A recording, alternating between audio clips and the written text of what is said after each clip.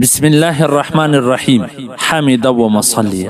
محترمینو، د اختر لوی اختر را روان دی.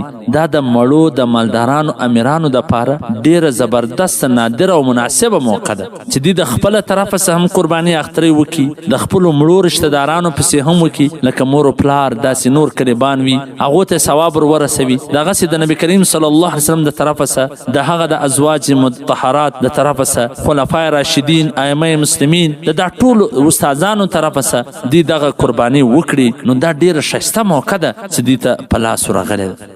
په حواله سره د رد محتار جلد نمبر 6 صفحه نمبر 326، بدایع صنایع جلد نمبر 5 صفحه نمبر 22.